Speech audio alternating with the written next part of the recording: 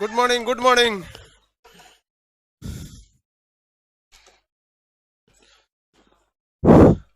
यहाँ का आवाज दो, यहाँ का। Good morning, good morning. बनाइए, क्वेश्चन बनाइए आप लोग।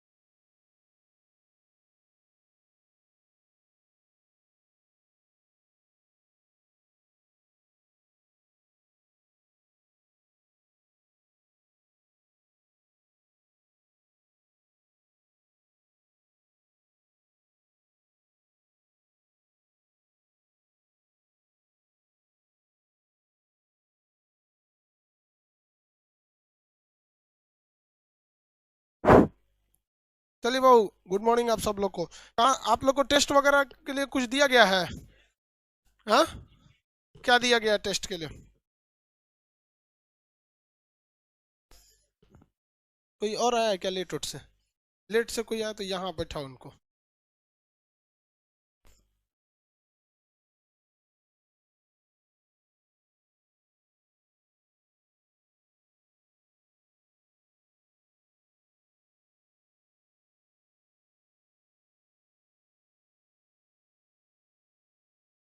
बबनी, यहाँ खड़ा हुई। यहाँ, ठीक है। यहाँ खड़ा हो जाओ बबनी।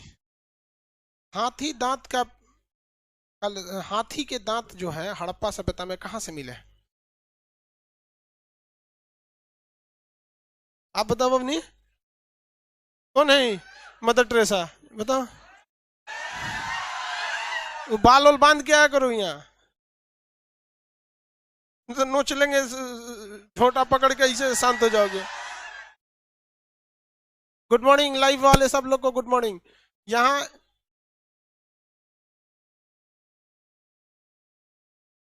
आप दोनों लोग का पिटाना कंफर्म है। लाइव वाले थोड़ा सा रुक जाओगे, लड़कियां सब लेट आई हैं, तो धो देते हैं पहले। आप बताओ बबनी, हाथी के दांत कहाँ से मिले? पढ़ाई के बाद ऑप्शन को। हाँ लो थल, वेरी गुड, आप जाइए। तो अभी ये बेहोश हो जाएगी, पीट देंगे, हुक देंगे। तो हाथ निकालो, हाथ। अच्छा, उठाइए ना हाथ ऊपर। बाबू लोग थोड़ा सा वेट कीजिए।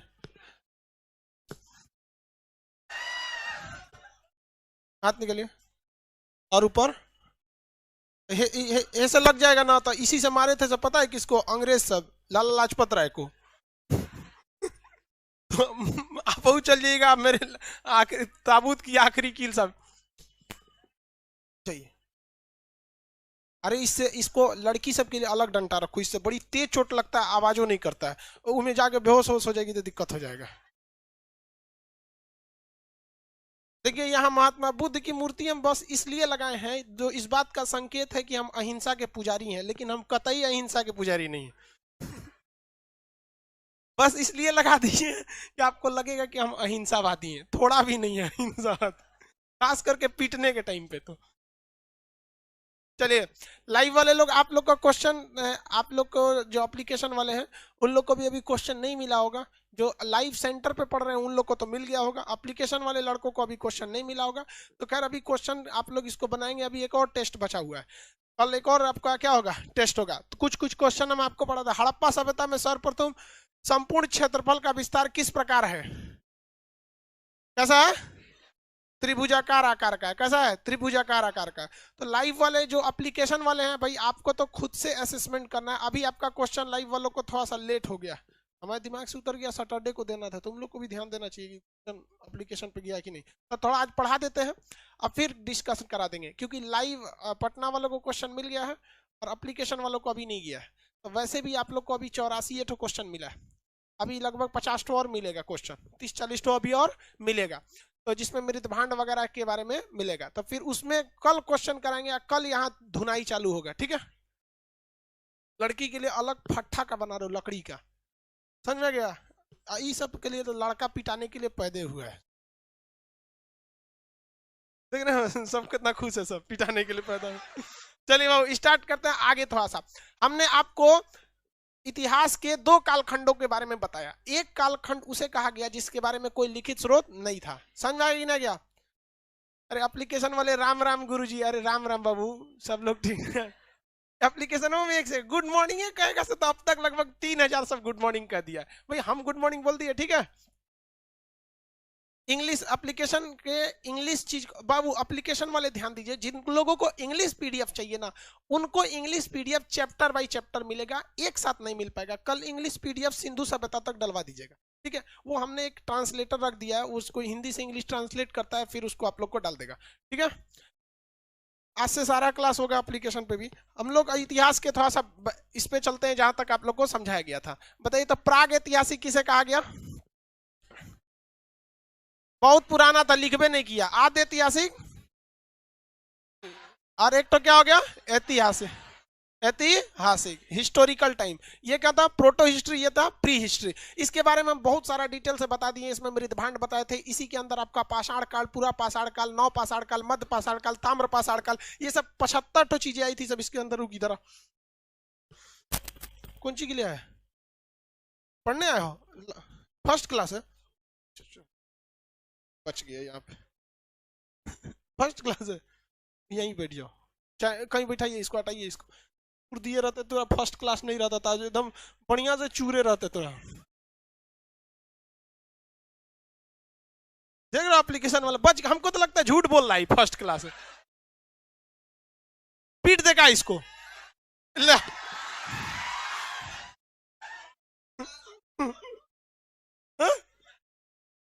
दौड़ा के पीट देते हैं।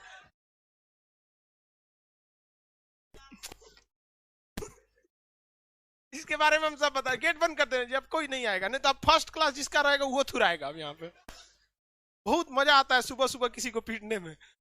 जानते हैं क्या मजा? मारो तो सोचो अपनों हाथों में चोट लगता है, झंझना जाता है, तब समझ में आता है वाह कितना मजा आया होगा उसको। अब हम लोग आते हैं ऐतिहासिक काल में। इतिहास की वह कालखंड जिसके बारे में लिखित स्रोत है और इतनी बेहतरीन ढंग से लिखा गया है कि उसे इजीली पढ़ा जा सकता है। ये अलग बात है कि उसकी भाषाएं अलग हो सकती हैं, उसकी लिपियां अलग हो सकती है। भाषा का मतलब होता है किस तरह से क्या लिख रहे हैं। जैसे हिंदी एक अलग भाषा है, इंग्लिश एक अलग भाषा है, पर दोनों की लिपियां सेम है, दोनों इधर से ही लिखा जाता है। जैसे मान के चलिए हम इंग्लिश लिखते हैं यहाँ पे, और जैसे मान के चलिए इंग्लिश में हम लिख देते हैं राम, तो रामा लिखा जाता है, और हिंदी में लिखेंगे तो राम हो जाता है। हिंदी में लिख देते हैं तो क्या हो जाता है? राम हो जाता है। किसी को कोई दिक्कत नहीं?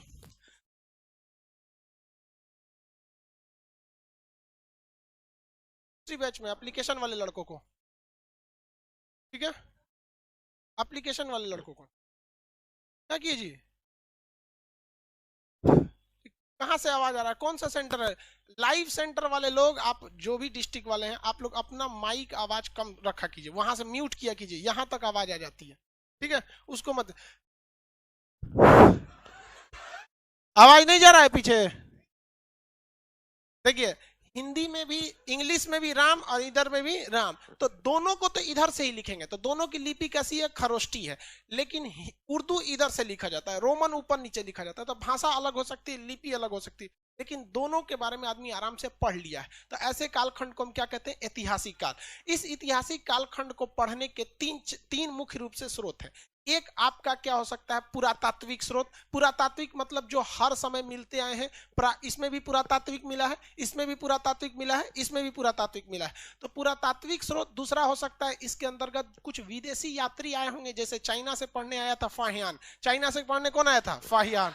कितने लोग बता सकते हैं यहां क्लास में कि फाहियान किसके शासन काल में आया था?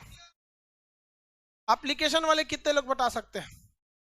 एप्लीकेशन वाले लड़के कितने लोग बता सकते हैं कि फाहियान किसके शासन काल में आया था? चलिए बहुत ठीक है, चंद्रगुप्त द्वितीय। थोड़ा सा आप लोग ये करा हुएन सांग के शासन काल में, रे बकललवा अरे हुएन सांग तो खुद चाइना का था, वो खुद उसके बाद आया था, तो कह रहा हुएन सांग के शासनकाल में याद है एकदम। ऐसा ही एक लड़का था, उसको हम कहें कि जाओ ना एक काम करना, तुम पानी ले, एक स्टाफ था मेरा पहले, तो उससे कहें कि पानी लेते आना, तो मिनरल वाटर ले आना, इन्हें कि नल का कहीं लेके आना। दुकान पे गया तो भूल गया, कह रहा है कि हमको वाटर प्रूफ पानी चाहिए कान सर मांगे अब दुकानदार भी कंफ्यूज हो गया, कान सर मांगे इसका मतलब कोई नया नया पानी आया होगा, वाटर प्रूफ पानी मांग रहा है नहीं, विज्ञान का हाथ पैर तोड़ देगा तो वाटर प्रूफ पानी। वैसे ही चंद्रगुप्त पायन किसके शासन में, तो हैन सांग के शासन में। तो एक चीज हमें मिल सकता है, पूरा तात्विक स्रोत, पूरा तात्विक स्रोत। दूसरा मिल सकता है हमें विदेशी यात्री। क्या मिल सकता है, विदेशी यात्री। विदेशी यात्री आते हैं, वो भी बहुत चीजों के बारे में लिख के चले गए रहते हैं, वहां अपने यहाँ पे बताते हैं। दूसरा हो सकता है हमारे खुद के देश का लिटरेचर, साहित्य। उस समय साहित्य थे ही, क्योंकि उस समय फिजिक्स केमिस्ट्री वगैरह तो ज्यादा चीज था नहीं, लेकिन हाँ क्या चीज चाहते थी, साहित्य। तो हमको ऐतिहासिक स्रोत को पढ़ने के कई रास्ते हो गए सब, किसी को कोई दिक्कत नहीं है यहाँ पर साहित्यिक स्रोत में। तो हम लोग पहले क्या देखते थे, पुरातात्विक स्रोत। जब पुरातात्विक देख लेंगे तब क्या देखेंगे, विदेशी यात्री का विवरण। उसके बाद हम क्या देखेंगे, साहित्यिक स्रोत। कौन सा, साहित्यिक स्रोत। तो हम यहाँ अलग से एक क्या लिख देते हैं, ऐतिहासिक। ऐतिहासिक, ध्यान से देखिए एप्लीकेशन वाले, लाइव वाले सब लोग, ऐतिहासिक स्रोत का कहीं डिवाइडेशन देख लीजिएगा। पहला क्या भैया, पूरा तात्विक स्रोत। दूसरा विदेशी यात्री, विदेशी यात्री, ये लोग आए हैं। तीसरा क्या है, साहित्य। क्या हो गया, साहित्य। अब ये साहित्य जो होता है ना, साहित्य का मतलब होता है लिटरेचर। ये लिटरेचर दो तरह से होते हैं सब, ये धर्म से रिलेटेड होगा या फिर क्या होगा भाई, बिना धर्म से रिलेटेड होगा। तो एक चीज हो सकता है ये, या तो ये क्या हो, धार्मिक हो, या ये गैर धार्मिक हो। या धर्म से होगा धार्मिक किताब, या एक कौन सा जाएगी, गैर धार्मिक। गैर धार्मिक, जैसे एक बात बताइए आपका, धार्मिक किताब में गीता, पुराण, ये सब क्या आ जाते हैं सर, धार्मिक हो जाते हैं सर। लेकिन अगर वही अर्थशास्त्र की बात करिएगा जिसे चाणक्य ने लिखा था, तो क्या चाणक्य का अर्थशास्त्र को हम धार्मिक किताब कहेंगे, नहीं। उसमें तो राज्य की नीतियों के बारे में चर्चा किया गया। तो कौन सा हो गया भैया, गैर धार्मिक और धार्मिक, दो तरह से हो जाएगा। तो गैर धार्मिक में तो कुछ सोचना ही नहीं है। कालिदास जो किताब लिखे हैं वो तो धार्मिक किताबें थोड़ी ना लिखा है, उन्होंने क्या लिखा है, गैर धार्मिक किताबों को लिखा है। जबकि धार्मिक किताबों की बात करेंगे तो प्राचीन काल में भाई साहब दो ये तीन गो धर्म थे सब, एक जैन धर्म, बौद्ध धर्म, हिंदू धर्म। हिंदू धर्म सबसे प्राचीन। तो इसमें दो तरह के धर्म आ जाएंगे, या तो ये हो जाएगा ब्राह्मण धर्म।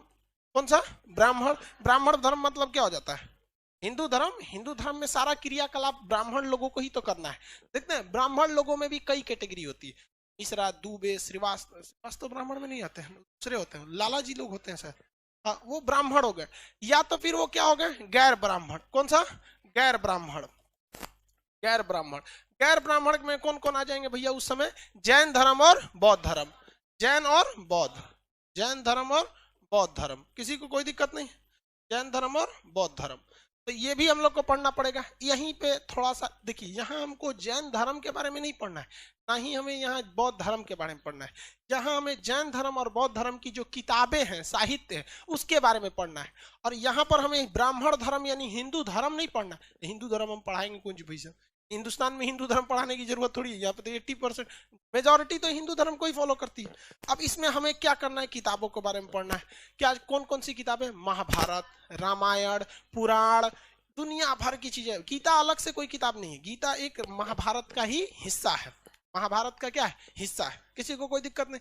तो इसमें आरण्यक हो जाते हैं, वेद हो जाते हैं, ऋग्वेद, सामवेद, यजुर्वेद, फिर पांचवा वेद हो जाता है, वेद के उपवेद आ जाते हैं, वेद के ज्ञाता आ जाते हैं। एक दो क्वेश्चन इस एरिया से क्या हो जाता है, पूछ दिया जाता है। दिमाग में आपके स्ट्रक्चर बैठा कि नहीं बैठा, किसी को कोई दिक्कत नहीं। सर म्यूट नहीं हो रहा है, अरे बेवकूफ कहीं का, तुम लोग को म्यूट करने के लिए थोड़ी कर रहे हैं एप्लीकेशन वालों को, अपन म्यूट करके बैठल हो। भाई एप्लीकेशन वाले लोग ध्यान दो, क्लास 4 डिजाइन से चलता है, टोटल 4 डिजाइन से। पटना में एक हॉल नंबर 1 है, यहाँ के लड़कों को कोई दिक्कत नहीं, यही थुराते हैं सब, मेन यही थुराते हैं सब। फिर पटना में हॉल नंबर 2-3 के लड़के हैं, जब हॉल नंबर 1 में जगह नहीं बचता है तो वो 2-3 में चले जाते हैं, 2 हो गया। तीसरा होता है लाइव सेंटर, अलग अलग डिस्ट्रिक्ट, जैसे कैमूर हो गया, नवादा हो गया, आपका जहानाबाद, झारखंड का बोकारो, भागलपुर, सहरसा, बहुत ज्यादा ऐसे, जमुई हो गया, बिहार शरीफ हुआ, ये सब जगह पे ये लाइव सेंटर है। इनको एक सुविधा ये है कि ये माइक से क्वेश्चन पूछ सकते हैं, लेकिन अगर इनका माइक ऑन रहेगा तो वहां का हल्ला उल्ला यहाँ आने लगेगा। तो हम उनको बोल रहे हैं कि जो लाइव सेंटर वाले हैं वो अपना माइक ऑन कर ऑफ रखे। इस जो एप्लीकेशन वाला अपन एप्लीकेशन वालों कोई दिक्कत नहीं करे कि सर काले दिख रहे हैं, अरे लाइटवा कहाँ है, हाँ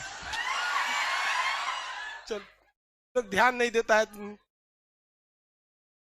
अब ठीक है, सही है ना? सबसे ज्यादा मेरा ध्यान रखता है सर ये एप्लीकेशन वाला। हाँ ठीक है, चलिए इसको वाइट में ज्यादा ठीक रहा है, ठीक है। चलिए अब आते हैं इस टॉपिक पे। मेन हम लोग कहां से स्टार्ट करेंगे? पुरातत्व। ये एक ऐसा सेक्शन होगा जिस सेक्शन में आप लोग को बहुत सारी ऐसी जानकारी मिलेगी जो अधूरी होंगी। जैसे हम यहाँ आपको जब जैन धर्म, बौद्ध धर्म बताएंगे तो आधी चीज, बस हम वही चीज बताएंगे जो आपकी किताबों से रिलेटेड हो। जैसे जैन धर्म कहाँ से शुरू हुआ, कहाँ से खत्म हुआ, ये नहीं बताएंगे, लेकिन हाँ उसकी कुछ किताबें बताएंगे। जैसे हम पिटक बताएंगे, सूत पिटक, विनय पिटक, तो ये बौद्ध धर्म में आते हैं। तो बौद्ध धर्म नहीं पढ़ना है यहाँ पे, यहाँ आपको क्या पढ़ना है? केवल उसकी किताबें। तो दिमाग में तो एक आइडिया बैठ गया कि हम लोग को स्टार्ट कहाँ से करना है। कहाँ से करना है? ऐतिहासिक काल को पढ़ना है तो सबसे पहले हमें क्या देखना? पुरातात्विक स्रोत। कौन सा? पुरातात्विक स्रोत। उसके बाद क्या देखेंगे? विदेशी। ये क्वेश्चन रेलवे में बड़ी पूछ रहा है, कौन किताब कहाँ लिखा, और साथ में ये गैर धार्मिक किताब, पंचतंत्र के रचयिता, हाँ, अभिज्ञान शाकुंतल, रेलवे एनटीपीसी में पूछ रहा है कि नहीं? पर सेट में एक क्वेश्चन क्या कर रहा है? डाल रहा है। तो यहां से वो क्वेश्चन पूछ रहा है। तो ये चीजें आपको आगे आएंगी। तो चलिए हम लोग देखते हैं पुरातात्विक स्रोत। पुरातात्विक स्रोत जो होता है उसमें 2 चीज मेन आते हैं। पुरातत्व में कौन कितने चीज आते हैं? ऐतिहासिक काल में 2। पुरातत्व को इंग्लिश में क्या कहते हैं? पुरातत्व में आर्कियोलॉजिकल होते हैं। इसमें 2 चीज मेनली आपका पढ़ना है। कौन कौन सा चीज? एक पढ़ना है आपका अभिलेख। अभिलेख को इंग्लिश में क्या कहते हैं? एपिक, पत्थर उत्थर पे नहीं लिख दिया जाता है। और एक होता है सिक्का। सिक्का को इंग्लिश में क्या कहते हैं? कॉइन। कॉइन। सिक्कों का अध्ययन क्या कहलाता है? न्यूमेस्मेटिक। सिक्कों का अध्ययन न्यूमेस्मेटिक कहलाएगा। सिक्कों का अध्ययन क्या कहलाता है? न्यूमेस्मेटिक। किसी को कोई दिक्कत नहीं है? सिक्कों का अध्ययन न्यूमेस्मेटिक कहलाता है। सिक्का को जब आप पढ़िएगा ना तो कंफ्यूजन हो जाएंगे, क्योंकि इतने टाइप के आपको सिक्के मिलेंगे कि पगला जाएंगे। जैसे आपको टेराकोटा मिल सकता है, पर्ण सिक्का, आहत सिक्का, कारसर पाण सिक्का, पंचमार्क सिक्का, सोने का सिक्का, सर्वाधिक सोना, अशुद्ध सिक्का, अशुद्ध सोने का सिक्का, सबसे पहले सोने का सिक्का। 75 ठो आपको क्वेश्चन पूछेगा। समझ में आ गया कि नहीं आ गया? किसी को कोई दिक्कत है?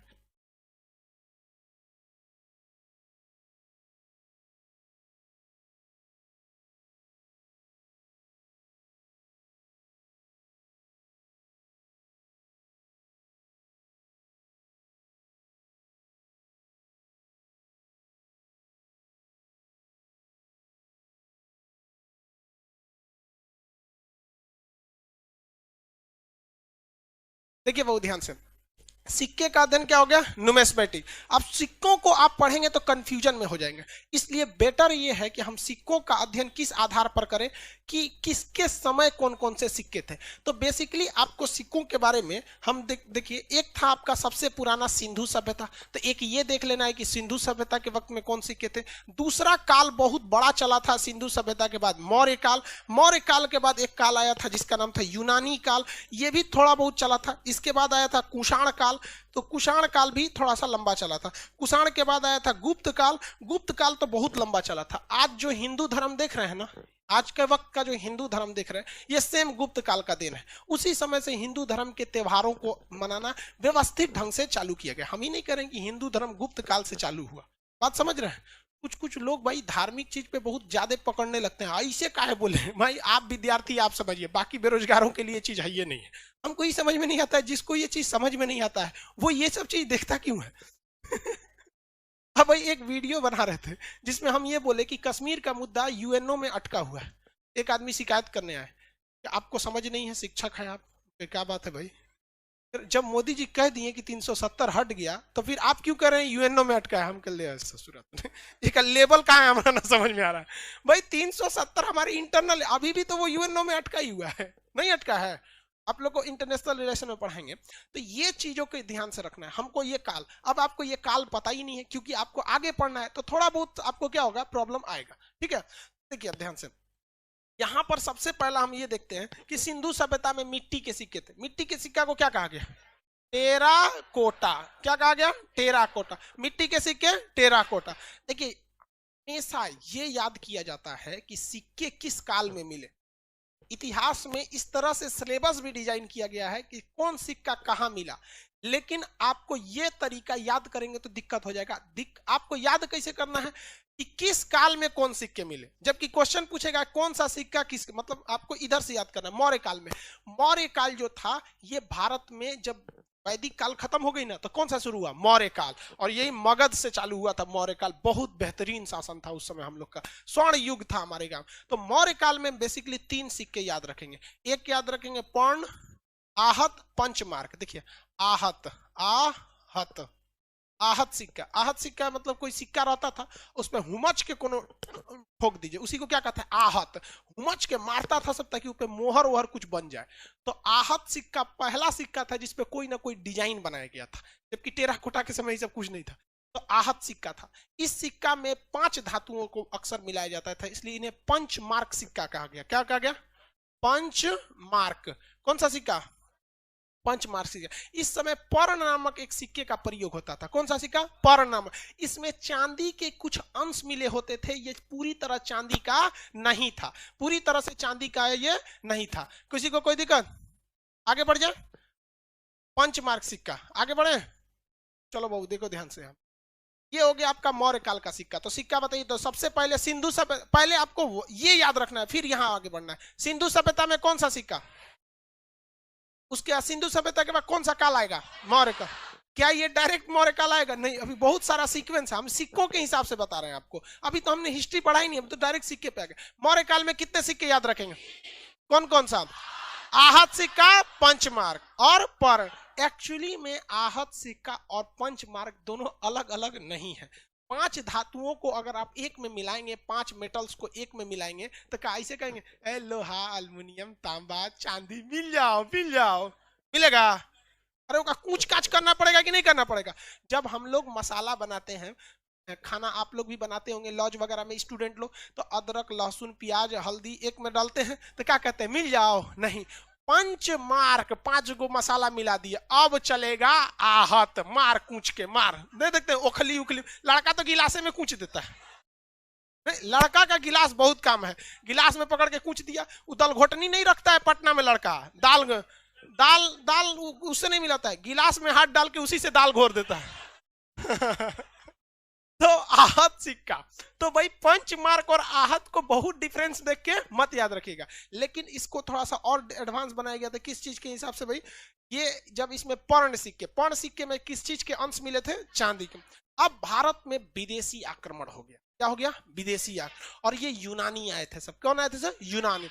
यूनान से आए थे सो यूनानी, हालांकि ये कहां से आए थे? यूनानी। आगे आक्रमण में बताएंगे इन्होंने किस चीज का सिक्का चालू कर दिया? गोल्ड, सोने का सिक्का। यूनानी ने किसका सिक्का चालू किया? गोल्ड। सोने का सिक्का पहली बार किसने चालू किया? यूनानी। लेकिन इन्हें यूनानी नहीं कहा जाता है, इन्हें इंडो ग्रीक कहा जाता है, हिंद यूनानी। क्या कहा जाता है? हिंद यूनानी। यूनान से आए जरूर थे लेकिन बस गए थे भारत में। यूनान से आए जरूर थे लेकिन बस गए थे भारत में। जिस तरह से आप देखेंगे महमूद गजनबी आया, लूट के लेकर चला गया। मोहम्मद गौरी लूट कर लेकर चला गया। मुगल भी आए, सब हमला किए सब, लेकिन उन लोग लूट कर लेके भागने के स्थान पर यहीं पर बसने वाला काम कर दिया। देखिए बस गया सब ज्यादातर यहीं पे, मुगल काल वाला सब।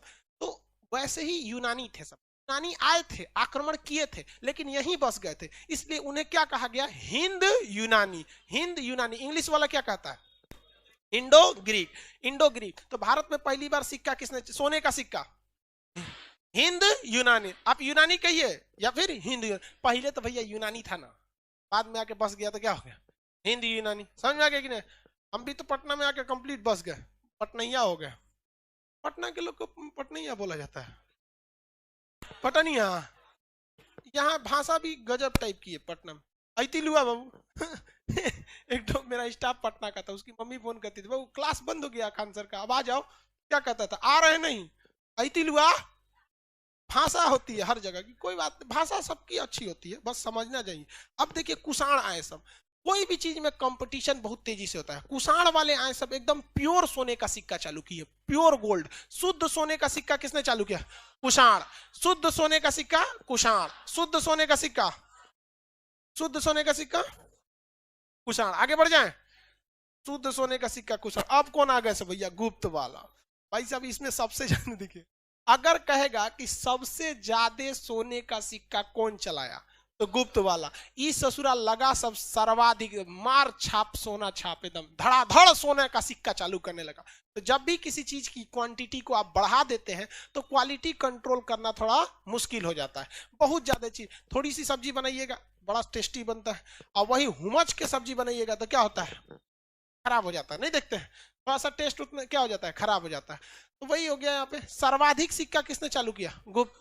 तो भैया जब सर्वाधिक चालू करेंगे तो अशुद्ध हो ही जाएगा। क्या हो जाएगा, अशुद्ध हो जाएगा। क्या हो गया, अशुद्ध। तो ये लोग ने क्या कर दिया, सर्वाधिक सोने का सिक्का चालू किए थे, लेकिन वो सिक्का कैसा हो गया था, अशुद्ध हो गया था। तो सिक्का कैसा हो गया, अशुद्ध हो गया। किसी को कोई दिक्कत नहीं ना, ठीक है। कोई भी चीज को ज्यादा करिएगा तो अशुद्ध नहीं हो जाएगा। जैसे मान के चलिए, अगर आप दिल्ली के क्लास में रहेंगे,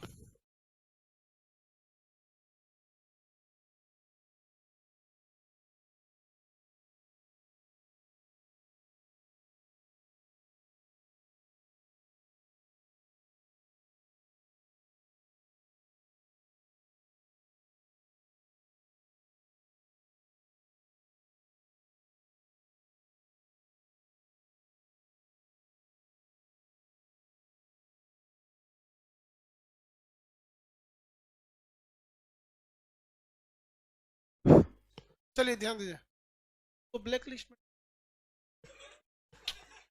माइकवा ऑन है।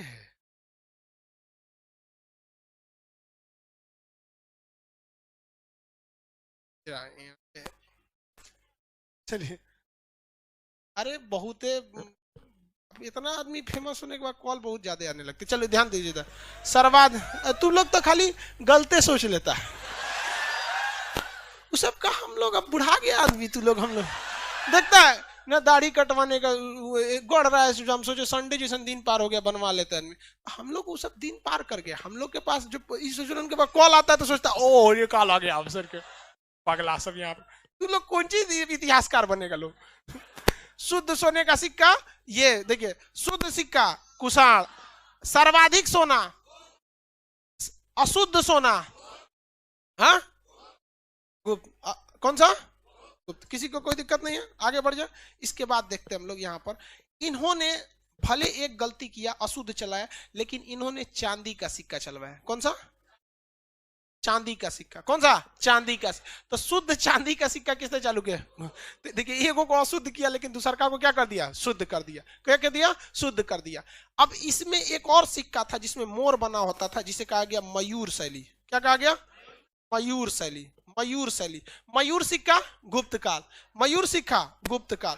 इन्हीं के समय कौड़ी का प्रयोग हो गया। किसका, कौड़ी का प्रयोग हुआ। कौड़ी देखे हैं लोग, कौड़ी पत्थर से मिलता है, समुद्र से निकलता है कौड़ी, छोटा छोटा होता है कौड़ी। तो कौड़ी का सिक्का, तो कौड़ी का प्रयोग किसके समय हुआ, गुप्त काल। कौड़ी का प्रयोग गुप्त काल। तो क्वेश्चन आप ध्यान से समझिए, अगर कह देगा कि सर्वाधिक प्रकार के सिक्कों का प्रचलन किसके समय हो रहा था, अब देख रहे हैं। अब इसमें क्या है कि आपके लिए एक सहूलियत है कि आपको एक काल याद रखना है, गुप्त काल। अब पूरा इसको धड़धड़ा देना है यहाँ पर। और सिस्टमेटिक क्या है कि भाई सबसे ज्यादा सोना का सिक्का किसने चलाया, सबसे ज्यादा सोना का सिक्का गुप्त काल। तो भाई सब क्वालिटी खराब होनी है, तो सबसे अशुद्ध सोना गुप्त। तो देखा कि भैया सोना तो अशुद्ध हो गया, इसको शुद्ध करने में ज्यादा खर्चा आएगा, तो एक काम करते हैं कोना का शुद्ध करते हैं, शुद्ध चांद, हाँ चांदी का सिक्का। बिहारी दिमाग होता है ये सब। उसके बाद कौन सिक्का, मयूर सन। उसके बाद कौड़ी। अब क्वेश्चन आजकल क्या हो गया ना, खखोर के पूछता है ससुरा, तनी मनी नहीं पूछता, पूरा खखोर के पूछता अंदर से। कहेगा कि एक बात बताओ, चांदी का सिक्का किस, देखिए ये सर्वाधिक तो सोना का सिक्का इसके समय हुआ ही था, लेकिन कहेगा कि अशुद्ध हुआ तो कौन ससुरा सबसे ज्यादा अशुद्ध किया? चांदी का सिक्का कौन लाया, मयूर शैली का कौन लाया? क्योंकि ये एक स्पेशल कैटेगरी है। क्या है? Special category. तो सबसे ज्यादा अशुद्ध किया था स्कंदगुप्त, सबसे ज्यादा अशुद्ध स्कंदगुप्त। नाम से देखिए, अशुद्ध स्कंदगुप्त, अशुद्ध और स्कंदगुप्त, अशुद्ध और स्कंदगुप्त, अशुद्ध और कौन किया? स्कंदगुप्त। अब बात समझिए, कोई भी चीज की क्वालिटी खराब क्यों होती है? जब आपके पास पैसा गड़बड़ाता है तब। अगर आपके पास पैसा कम हुआ ना तो आपकी क्वालिटी क्या होगी? गड़बड़ हो जाएगी। अगर पैसा कम हुआ तो क्वालिटी क्या होगी? गड़बड़ होगी। जैसे मान के चलिए अंबानी साहब जो थे, उनकी बेटी का बियाह हुआ था। उनके बेटी की शादी में आप देखेंगे तो डेकोरेशन, शादी ब्याह, इतना जबरदस्त खाना पीना का इंतजाम था, एकदम बढ़िया था। और हम ना टीवी पे देखे थे, हमको काहे लिए बुलाएंगे भाई हम लोग अब वही हमारे शादी में उतना व्यवस्था ही नहीं रहेगा। हाँ, अरे हम खुद नहीं चाहते इतना व्यवस्था रखना। अरे ये सब बहुत गड़बड़ चीज है। इतिहास में हमारे हमारे देश में इतिहास में कुछ इतनी भीषण गलती हुई ना, इतनी भयानक गलती, जिसकी खामियाजा आज हमारे पूरे देश को उठाना पड़ता। आज किसी घर में बेटी पैदा होती है तो जब वो 5 साल की हो जाती है तो उसका बाप पढ़ाने से ज्यादा उसके दहेज के लिए एफडी करना चालू कर देता, फिक्स डिपॉजिट, जो इस देश के लिए एक दीमक की तरह खोखला कर रहा है, और जिसके लिए केवल और केवल जिम्मेदार हम और आप जैसे पुरुष समाज है। आज अगर हम डट जाए तो हमारे माता पिता का तनी है, तनी लेके दिखा दे दहेज। नहीं, आप नहीं डटते, और कहीं ना कहीं एक इतिहास में आप बहुत बड़ी गलती करते हैं। और ये एक तरह का समझिए, आप अगर शांत दिमाग से सोचेंगे तो अगर वो पैसा जो आज देखते हैं घर में देखते हैं, कोई कहता है हमारी पत्नी का तो दिमागे नहीं है। अरे भाई साहब, उसका बाप जो था ना लड़की का, वो दिमाग देता पढ़ा के, उससे अच्छा दिमाग के बदले दहेज दिया है, तो भैया तो तुम्हें दिमाग मिलेगा, ये तो दहेज मिलेगा, काम खत्म। आप सेलेक्ट कीजिए which one of the following is correct. आपको दिमाग चाहिए या दहेज चाहिए? हा? क्या चाहिए? एप्लीकेशन वाले आप बताइए, दिमाग चाहिए या दहेज चाहिए? दोनों चाहिए तो रास्ता पूरे चौपट मिले। दहेज वगैरह देखिए, आप कितना भी दहेज ले लेंगे, दहेज का पैसा 1 से 1.5 साल से ज्यादा नहीं चल सकता। ये दहेज का एक श्राप है, उसी साल खत्म होगा वो। क्योंकि अब मान के चलिए दहेज ज्यादा लेंगे तो ज्यादा नखरा सही है, तो एप्लीकेशन वाला कर रहा है दहेज, उन सबों को दिमाग से मतलब नहीं है, दहेज। चलिए ध्यान से देखिए, तो स्कंदगुप्त के समय सबसे ज्यादा अशुद्ध इसलिए हुआ कि स्कंदगुप्त के समय गुप्त काल अपने पतन की ओर चल चुका था, गुप्त काल अपने पतन की ओर चल चुका था, इसलिए सोना इतना कम हो गया था कि उसकी क्वालिटी को बरकरार रखना कम हो गया था। वहीं अगर चांदी के सिक्का कहेंगे तो ये चंद्रगुप्त द्वितीय, चंद्रगुप्त द्वितीय, चंद्रगुप्त सेकंड, चंद्रगुप्त सेकंड। अब देखिए, पहले के वक्त में चंद्रगुप्त प्रथम द्वितीय तृतीय बड़ी ज्यादा मिलेगा सर। ऐसा क्यों हो जाता था? ये एक टाइटल टाइप का था, चंद्रगुप्त द्वितीय, इसका पूरा नाम विक्रमादित्य, उपाधि थी विक्रमादित्य की, तो ये आगे पढ़ाएंगे क्यों ऐसा प्रथम द्वितीय तृतीय होता था। तो चांदी का सिक्का किसने चालू किया? चंद्रगुप्त द्वितीय। चांदी का सिक्का। अब मयूर शैली का सिक्का समुद्रगुप्त। कौन था? समुद्रगुप्त, समुद्रगुप्त, समुद्रगुप्त। इसका ननिहाल बिहार में था। इसका ननिहाल कहाँ था? बिहार में था, सीतामढ़ी में। सीतामढ़ी का कोई है कि नहीं जी? यहाँ बिहार के सीतामढ़ी का, हाँ वहीं पे इसका था। लिच्छवी, सीतामढ़ी ये वैशाली वाला पूरा एरिया, तो यहाँ से सीतामढ़ी तक पूरा वैशाली का एरिया था ये। तो यहाँ इसके ननिहाल था। ननिहाल कहाँ था? लिच्छवी में। ननिहाल कहाँ था? लिच्छवी में। तो इसे कहा गया लिच्छवी दौहित्र। इसे क्या कहा गया? लिच्छवी दौहित्र। तो ये आगे पढ़ाएंगे इसको बहुत, ये अपने आप को क्या कहता था? लिच्छवी दौहित्र। दौहित्र मतलब नाती, नाती पोता, मतलब ननिहाल से रिश्ता होता है नाती, तो लिच्छवी का नाती। अब बाकी कौड़ी का तो कोई खास वो नहीं हुआ, कौड़ी का प्रचलन ऐसे हो जाता था। कौड़ी पत्थर के होते थे, जिस तरह से अगर वो फूट जाता था तो नहीं चलता था। सर्वाधिक सोने का सिक्का गुप्त काल। याद रहेगा इतना? किसी को कोई दिक्कत नहीं है? अब बताइए, इसको हटा दे। अब बताएंगे मयूर शैली का सिक्का किस काल में? गुप्त काल में। कौन सा? हाँ, पंच मार्क सिक्का किस काल में? हाँ, पंचमार्क मौर्य का। पंचमार्क सिक्का को हम एक और क्या नाम दे सकते हैं? आहत सिक्का। मौर्य काल में एक चांदी का सिक्का था जो अशुद्ध था, क्या ना था? पर्ण। कर्ण नहीं जी, पर्ण। क्या था? पर्ण। सर्वाधिक अशुद्ध सोने का सिक्का, हाँ, गुप्त काल। और गुप्त काल में भी कौन? स्कंद गुप्त। मयूर शैली का सिक्का, समुद्रगुप्त। शुद्ध चांदी का सिक्का, चंद्रगुप्त द्वितीय। चंद्रगुप्त द्वितीय। कौड़ियों का प्रयोग, कौड़ियों का प्रयोग गुप्त काल में था। कौड़ियों का प्रयोग गुप्त काल में। इसमें एक और बात में इसमें आएगा, सर्वाधिक सोने का सिक्का, सर्वाधिक सोना गुप्त काल। सर्वाधिक सोना जब कहेगा शुद्ध सोना, कुषाण। शुद्ध सोना, शुद्ध सोना कुषाण। शुद्ध सोना कुषाण। सर्वप्रथम सोना, सर्वप्रथम सोना यूनानी। यूनानी को और क्या कहा गया? हिंद यूनानी। इंग्लिश में इंडो ग्रीक, इंग्लिश में इंडो ग्रीक, इंग्लिश में इंडो ग्रीक। किसी को कोई दिक्कत नहीं है? आगे बढ़ जाते हैं हम लोग इसमें। अब आते हैं तो आगे की ओर, सातवाहन काल। कौन सा काल? सातवाहन काल। सातवाहन काल में शीशे का सिक्का प्रयोग हो। सातवाहन काल में शीशे का सिक्का, यहीं पे लिख देते हैं, ऊपर करने की जरूरत नहीं। 6 नंबर सातवाहन। सातवाहन ये महाराष्ट्र के एरिया में था, महाराष्ट्र और आंध्र प्रदेश में, इसलिए इसे आंध्र सातवाहन कहा जाता है। सातवाहन काल में सिक्का कैसा था भैया? किसका? शीशा का। शीशा का सिक्का। सातवाहन काल में शीशा का सिक्का था। अब इसके बाद आ गए भैया हुमायूं।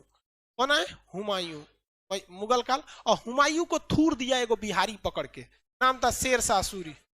क्या नाम था? शेर। पकड़ के एकदम अच्छा से इना चूर दिया उनको। बहुत अपने आप को घमंडी समझता, बाबर के लड़के। अरे सचुरा, बाबर झाबर नाम का आजकल लोग कुत्ता पाल रहा है लोग, बाबर का। और वो बिहार में आके तान रहा है बाबर का लड़का है हुमायूं। ये बिहारी था शेर शाह सूरी। एक पता था ये बाबर का लड़का झाबर जो है ये बाढ़ कभी देखा नहीं है, बाढ़ कभी नहीं देखा था ये। हुमायूं कभी बाढ़ देखा ही नहीं था। आई चल आया बिहार में लड़ने। ये सचुरा आधा लड़का न बातचीत, जो लड़का पैदा होता है ना बिहार में, बाढ़ वाला एरिया में, मामा नाना कहना बाद में सीखता है, पहले वो समझ जाता है बाढ़ क्या होता है। बहुत विकट परिस्थिति है बिहार में।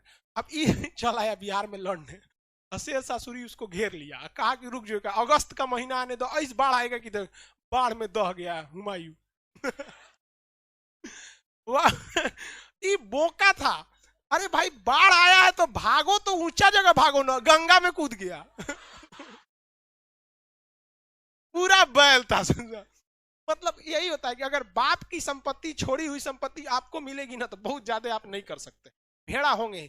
जैसे हम लोग का जो बाल बच्चा आएगा ना, महाकमीना होगा ससुरा, पूरा बैल होगा, ओकरा कोई दिक्कत तो होगा नहीं। हम तो ओकरा पहले बांस लेके मारेंगे ससुरा, बांस से बांस, नहीं तो हुमायूं हो जाएगा वो, क्योंकि उसको कोई चीज का टेंशन ही नहीं है वहां।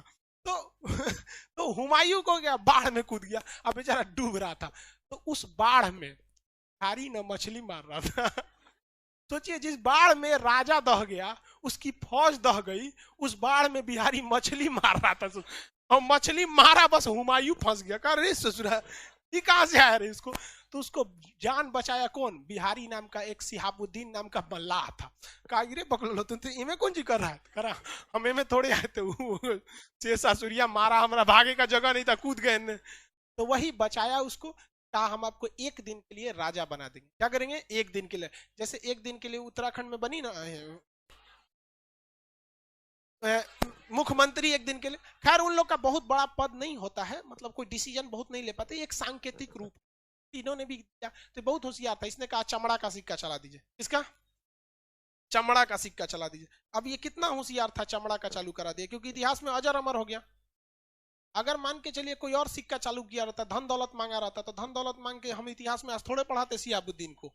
लेकिन उसने क्या किया, अपना नाम इतिहास में जोड़वा लिया। वो चमड़ा का सिक्का एक दिन में छपने में खत्म हो गया, कोई खास नहीं हुआ। अब इधर शेर शाह सूरी आया, कहा कि थुरा के गया है ना, देख हम तेरा लिए सिक्का चलाते हैं।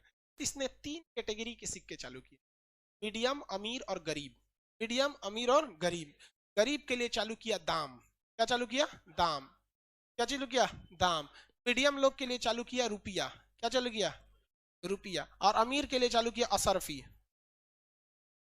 क्या चालू किया? असरफी।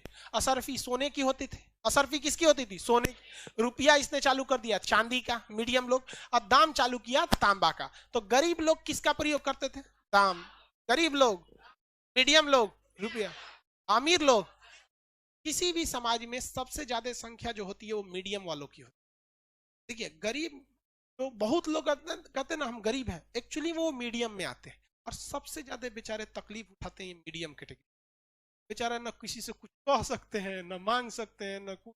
भाई जो अत्यंत गरीब है तो बोल सकता है, समाज की उसके प्रति सहानुभूति भी रहती है। अब बेचारा जो मीडियम कैटेगरी के रहते हैं वो बेचारे बोल भी नहीं बोल पाते। हालांकि समाज में शुरू से ही ये ढांचा रहा है अमीर गरीब मीडियम वाला। तो इसने कितना बेहतरीन काम किया।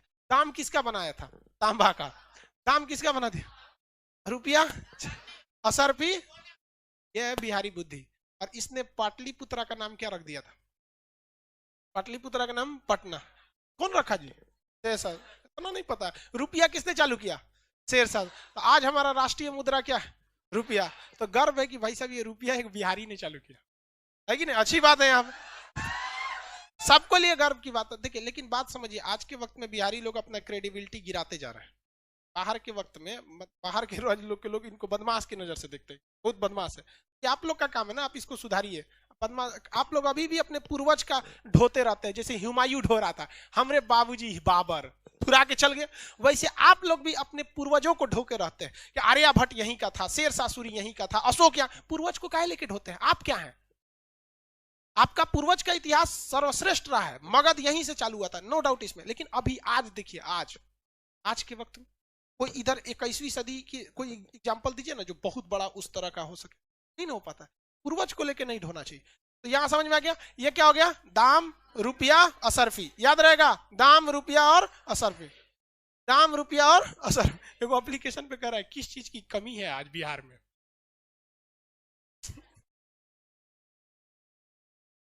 अरे यार यही सब तो तुम ये करा है आज के वक्त में। कौन सा है? तो खान सर तो ये है। हाँ? ये गलत बात है। जिस दिन आपको ये समझ में आने लगा हम सर्वश्रेष्ठ है ना, उस दिन पतन के कगार पे आप चले जाए। यही खराबी है हम लोग की। हम लोग इस बात को बिलीव करने को तैयार ही नहीं है, यूपी बिहार झारखंड खास करके ये हिंदी मीडियम वाला बेल्ट, कि हम कहीं पीछे हैं। ये सेल्फ घोषित कि हम सर्वश्रेष्ठ। जबकि आपको जानकर ताज्जुब होगा कि कर्नाटक और तमिलनाडु दो ऐसे राज्य हैं जो 10 साल से टॉप पर आते हैं। गुजरात से भी आगे हैं। गुजरातियों की भाषा बहुत मीठी होती है। मतलब उन लोग बिजनेस के मैटर पे भाषा बड़ा प्रेम से बात करते हैं। गुजराती में एक खासियत होती है, अगर कोई गुजराती आपको एक वॉशिंग मशीन गए किसी गुजराती से खरीदने, उसने कहा कि ये वॉशिंग मशीन हम आपको 11,000 रुपये में देंगे, सपोज कीजिए, और 1-2 दिन आप बात कर लिए कि कल लेंगे, तो कहा कोई बात नहीं परसों ले लीजिए। ऐसे नहीं, अगर आप उससे 2 दिन बात कर लिए ना, इतना मीठा बात करेगा कि उसके दुकान के बगल का अगर कोई दुकानदार अगर आपको 10,000 में देगा ना, तो आप इसको नहीं लेंगे, इसको ले लेंगे, 1,000 महंगा ले लेंगे। इतना प्रेम से बोलता है समझो बिजनेस के मैटर में, जिसका कोई हद नहीं। गुजराती अब बिजनेस में वो लोग धोखाबाजी नहीं करता है। हाँ, आप हॉल नंबर 2-3 के जो लड़के होंगे वहां पे चिमनी लगा होगा एक, वो हवा से लड़ता। गुजरात से आया था, उसने बेचारा इतना मतलब ईमानदार थे सर कि गुजरात से भेजा तो लॉकडाउन लग गया, 4 महीना रास्ते में अटक गया। तो 4 महीना तक बेचारा कॉल करते रहा, खान साहब पहुंचा कि नहीं? अभी नहीं पहुंचा, कोई बात नहीं, बराबर बराबर मैं कॉल करता रहूंगा बराबर। उन लोग की भाषा बड़ा मीठी होती है। तो कर्नाटक और तमिलनाडु के लोग हमेशा टॉप पे रहते हैं, लेकिन कभी वो तरनाते नहीं गया हम कर्नाटक, बेंगलोर, सिलिकॉन वैली बहुत आगे, देखे नहीं। अगर उतना पटना में हुआ रहता ना, सिलिकॉन वैली, पटना, बिहारी। तो ये हमारा काम है, हम इसे क्या कर रहे हैं, अपने आप को रियलाइज करें। अगर कमी होती है तो भी हम उसे क्या कर सके, सुधार सके। चलिए यहां देखते हैं। अभी सबसे ज्यादा इसमें आप बताइए तो किसका प्रयोग हुआ होगा? सबसे ज्यादा प्रयोग किसका था? रुपया का प्रयोग से भी ज्यादा किसका था? दाम का। यहाँ पर हो ऐसे जनरली देखने को था तो रुपया भी चला था, लेकिन जनरली क्या था? दाम का प्रयोग था। इसलिए बिहार में आज भी ना किसी चीज का लोग रेट पूछने जाते हैं ना, तो नहीं पूछते हैं कि इसका रेट क्या है, प्राइस कितना है, पूछता है कितना दाम है इसका। अरे भाई साहब दाम बंद हो गया है। लेकिन आज भी बिहारी क्या पूछता है? दाम पता करके आओ। तो पहले दाम होता था, अमरूद जैसे 1 किलो अमरूद लेना है ना तो कहता 2 गो दाम, तो 2 गो तांबा का सिक्का दे दीजिए तो 2 दाम हो गया। पूछता था दाम कितना है तो 2 को दाम दे दीजिए उसको तांबा का। लेकिन आज भी बिहारी लोग क्या कहता है, दाम पता करके आओ। दाम अभी क्या हो गया, बंद हो गया। सिक्कों का अध्ययन क्या कहलाता है, नुमिस्मेटिक, सिक्कों का अध्ययन। चलिए अब आप बता सकते हैं, इसको मिटा दे, क्वेश्चन पूछे। सातवाहन काल में कौन सा सिक्का, कौड़ियों का प्रयोग सर्वप्रथम गुप्त काल में। सबसे पहले सोने का सिक्का हिंद यूनानी या यूनानी, शुद्ध सोने का सिक्का, शुद्ध सोने का सिक्का कुषाण काल में। शीशे का सिक्का सातवाहन काल में। किस मुगल राजा के काल में चमड़े का सिक्का का प्रयोग हो, हाँ हुमायूं। हुमायूं, इसको कौन थूर दिया था, डूब गया था गंगा में। अब भागा ना यहाँ से निकल के, बिहारी सूट से बहुत बदमाशी में आगे रहा, बेचारा वो दह के भागा कैसे हो, तो के कानपुर दौड़ा के मारा था। कानपुर के पास एक जगह है कन्नौज, वहां ले दौड़ा के मारा था। और उसके बाद मारा तो भाग गया भारत छोड़ के ईरान, ईरान गया तो एगो लड़की फंसा लिया, और टिप के ऐसा लड़की फंसाई कि ओकर भाई हुई नहीं था। नवारसा वाला जमीन मिल गया, पैसा मिल गया, तब आके भारत में हमला किया। बहुत बड़का कचरा था। मुगल काल मध्य काल में यही सब होगबे करता था, कौन कोना को फंसा लिया, कौन दूसरे को फंसा लिया। बकलोलवा, कोना को देख रहा है तुम, अपना शकल देखा है शक्ति कपूर।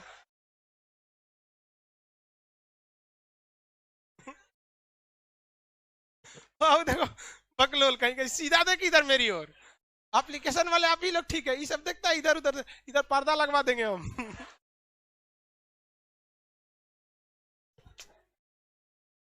लड़की सब आप मास्क जरूर लगा के आओ लोग। चलो ध्यान देते।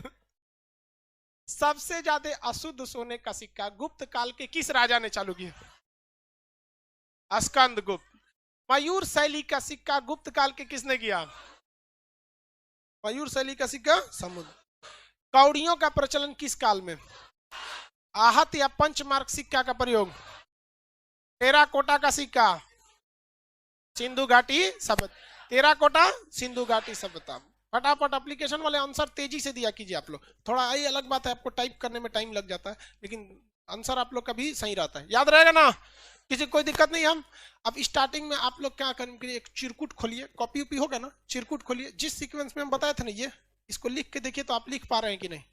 बस यही, सबसे पहले तो आपको काल लिखना है, सिक्का नहीं, काल कौन सा, सिंधु मौर्य यूनानी। उसके बाद अपने से लिख के देखे बना सकते हैं कि नहीं।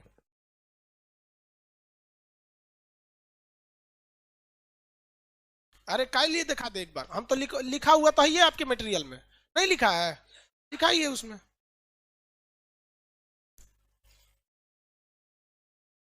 एप्लीकेशन वाले लोग, आप लोग का बैच जैसे खत्म होगा एप्लीकेशन पे अपडेट हो चुका होगा, हम देख लेते हैं एप्लीकेशन पे अपडेट हुआ या नहीं।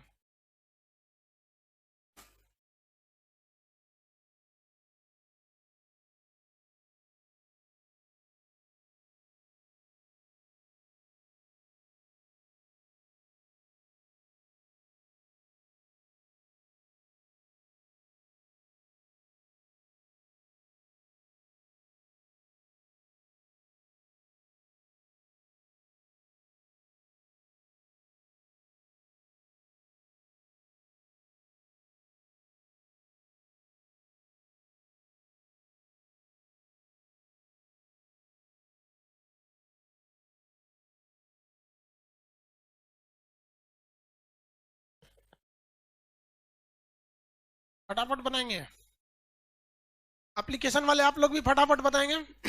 जब तक हम यहाँ पटना वालों को थूर थार देते हैं क्लास में घूम के, ठीक है, आप बनाइए, हम इधर थुराई चालू कर रहे हैं अंदर इन लोग को। इसमें ध्यान दिया कीजिए लिखने के लिए। ये देखिए, ये सीक्वेंस याद रहना चाहिए वरना एग्जाम में गायब हो जाएगा आपको। ये सीक्वेंस होना चाहिए, सिंधु सभ्यता, मौर्य, पहले ये याद रखें, पहले सिंधु सभ्यता के बाद कौन आएगा, मौर्य, मौर्य के बाद हिंद यूनानी, हिंद यूनानी के बाद कुषाण, कुषाण के बाद गुप्त, गुप्त के बाद आएंगे आपका सातवाहन। अब सातवाहन के बाद मुस्लिम शासक आएंगे सब। जब पूरा जैसे ये सब शासक खत्म हो जाते, देखिए भारत में सीक्वेंस देखिए, शुरुआत में बहुत बड़े हिंदू बड़े बड़े योद्धा हुए, हिंदू शासक हुए बहुत बड़े। उसके बाद एक दौर आया मुस्लिम का, उसके बाद दौर आया ये सब सीबीएसई बोर्ड वालों का, अंग्रेज, किसका? अंग्रेज सबका। तो 3 दौर आया यहाँ पे। सीबीएसई वाला घुसी आएगा सब नहीं। अब में से कितना है सब सीबीएसई बोर्ड वाला लाइव में, मतलब पटना में बहुत कम है सब, बेचारा डरे बोलबो नहीं करता है। ये तुम सीबीएसई का है, खड़ा हो, सीबीएसई का है, झूठ बोलता है। उतना काला लड़का सीबीएसई में होता ही नहीं है, झूठ बोल रहा है। लाइव वाले हम सीबीएसई में कोनो काला नहीं होता है, हम अकेले काला थे सीबीएसई में, इसलिए चले आए। याद रहेगा आप लोग को। अब हम लोग को ये सीक्वेंस याद रखिएगा। देखिए आपके मटेरियल में जो दिया है वो सीक्वेंस में नहीं है, यहां आप क्या करेंगे, ये सीक्वेंस में भी याद रखेंगे। आपके मटेरियल में भी दूसरे टाइप का है, ये भी है, बात सही में, लेकिन आपके मटेरियल में ना ऐसे है, सर्वाधिक सिक्का गुप्त, अशुद्ध सिक्का गुप्त, इस तरह से है। समझ में आ गया? अब हम लोग को देखना है कौन सा चीज भैया, अभिलेख। अभिलेख का मतलब क्या था? पत्थर पे ठोक ठाक के लिख देना, क्या हो जाता? अभिलेख। ठोक ठाक के कोनो चीज पे लिख देंगे तो क्या होगा? अभिलेख। पत्थर पे ठोक के लिखे, शिलालेख। क्या लिख गया? शिलालेख। कोनो पिलर बना दिए ऐसे, और पिलर पे ठोक ठाक के लिखे तो पिलर इडिक्ट, स्तंभ लेख। क्या हो गया? कोनो दीवार पे ठोक के लिख दिए, जैसे ऐसे दीवार पे ठोक के दिए राक्षस निवास, मान के चलिए आप अपने घर के आगे क्या लिख दिए? राक्षस निवास। तो दीवार पे ठोक के लिखे हैं तो उसे कहते हैं भित्ति लेख। भित्ति मतलब होता है दीवार, क्या लिखे हैं? भित्ति लेख, राक्षस निवास हो गया। और अगर मान के चलिए कोनो गुफा में ठोक के लिख दिए, गुफा लेख। डीएम साहब के दरवाजे पे लिखा रहता है डीएम साहब का नाम, वो एक छोटे से पत्थर पे लिखा रहता है, तो क्या होता है? शिलालेख। क्या होता है? शिलालेख। एक बड़ा सा मीनार बना देते हैं और उस पर अपना संदेश लिख के दे देते हैं, क्या हो जाएगा? स्तंभ लेख। क्या हो जाएगा? स्तंभ लेख। तो पिलर इडिक्ट हो सकता है, पत्थर पे लिखेंगे तो रॉक इडिक्ट हो सकता है, दीवार पे लिखेंगे तो वॉल इडिक्ट हो सकता है, गुफा में लिखेंगे तो केव इडिक्ट हो सकता है, अंग्रेजी में पत्थर पे तो शिलालेख। क्या हो गया? शिलालेख।